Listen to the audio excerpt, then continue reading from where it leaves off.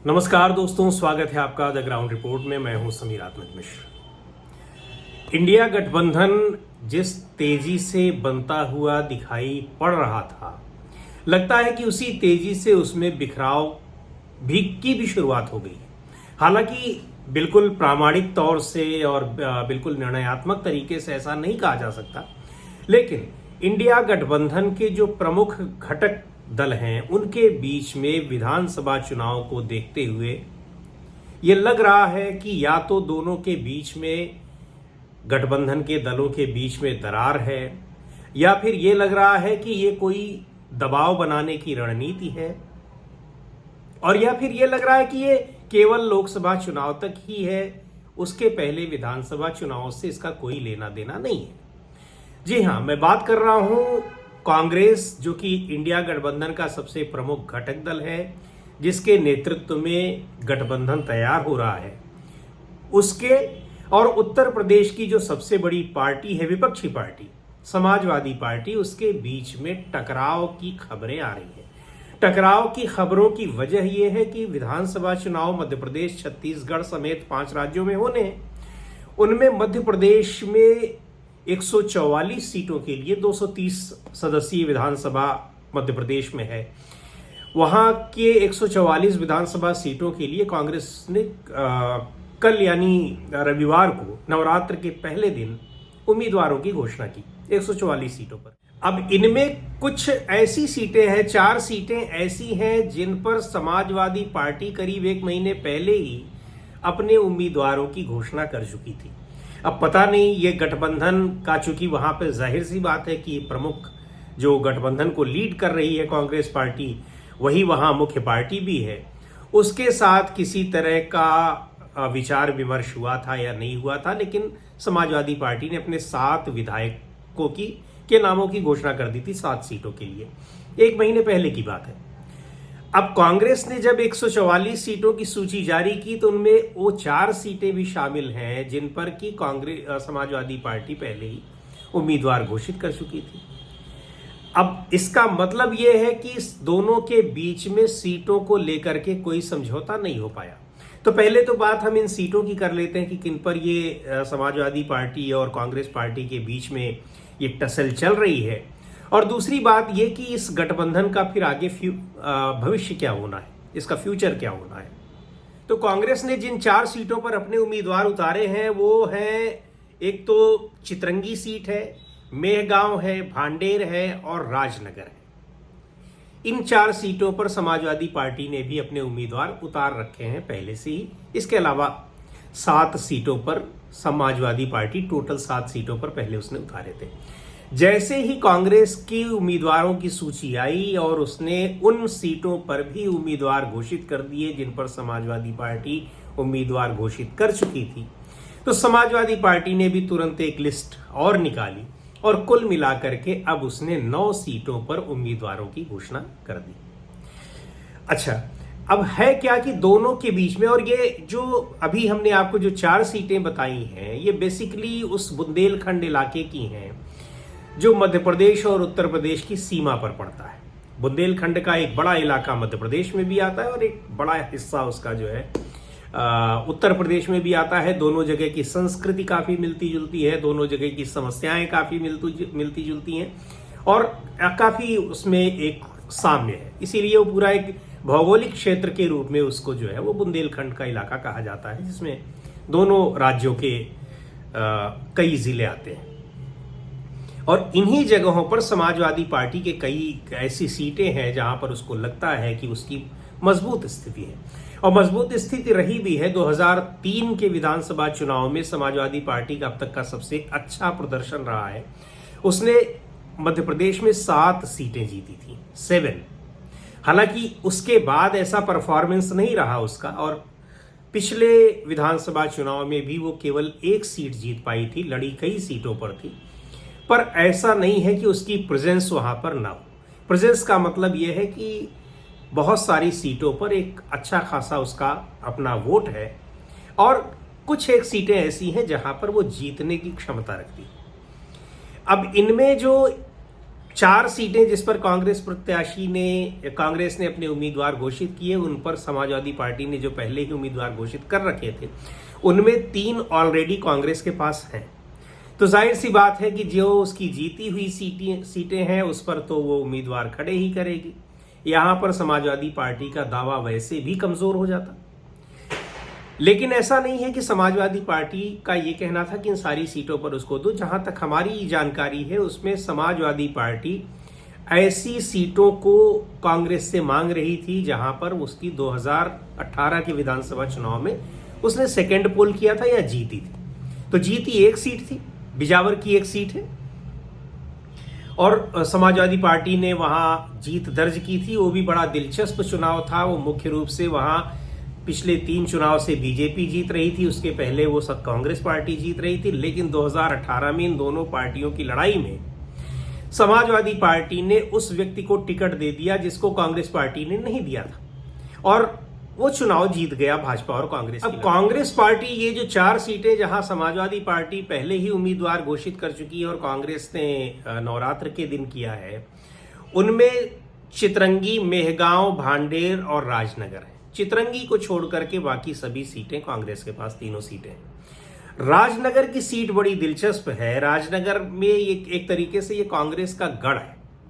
पिछली बार आपको याद होगा 2018 में कांग्रेस के एक बड़े कद्दावर नेता रहे हैं, बाद में अब तो उनको कांग्रेस पार्टी से निकाल दिया गया है, सत्यव्रत चतुर्वेदी कांग्रेस के राष्ट्रीय महासचिव रहे हैं और मध्य प्रदेश के बहुत प्रोमिनेंट नेता रहे हैं और एक पुराने कांग्रेसी परिवार से भी आते हैं। वो अपने बेटे के लिए वो टिकट मांग रहे थे, लेकिन कांग्रेस पार्टी ने उनके बेटे को टिकट नहीं दिया और जो वहां पर सिटिंग एमएलए थे उन्हीं को टिकट दिया। आखिरकार कांग्रेस पार्टी उन्होंने एक तरीके से, उनके बेटे ने बगावत करके, सत्यव्रत चतुर्वेदी ने तो बगावत नहीं की, लेकिन बेटे को उन्होंने समाजवादी पार्टी से टिकट दिलवा दिया और समाजवादी पार्टी से टिकट पाने के बावजूद वो 4थे नंबर पर रहे। जीती वहां पर कांग्रेस पार्टी, पर बाद में कांग्रेस पार्टी ने सत्यव्रत चतुर्वेदी को पार्टी से निकाल दिया, उनके बेटे को भी निकाल दिया।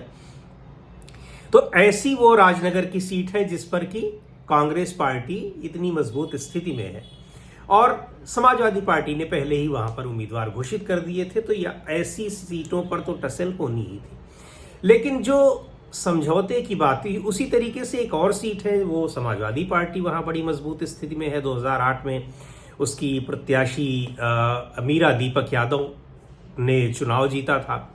हालांकि उसके बाद से समाजवादी पार्टी वो सीट नहीं जीत पाई, लेकिन वहां पर उसकी स्थिति मजबूत है और अभी कल जो उसने सीटों की घोषणा की तो वहां भी अपना प्रत्याशी उतार दिया है। और ये जो बिजावर सीट है छतरपुर जिले में, जिसकी चर्चा भी मैं कर रहा था, मध्य प्रदेश के बुंदेलखंड इलाके में, वो सीट 2018 में जो समाजवादी पार्टी ने जीती थी उस पर कांग्रेस पार्टी ने जो अपना उम्मीदवार खड़ा किया है चरण सिंह यादव को, ये चरण सिंह यादव उत्तर प्रदेश वाले बुंदेलखंड इलाके के यानी झांसी के जो समाजवादी पार्टी के बहुत बड़े नेता माने जाते हैं, विधायक भी रहे हैं, उनके चचेरे भाई को वो सीट, चरण सिंह यादव उनका नाम है, उनको टिकट दे दिया है कांग्रेस पार्टी ने।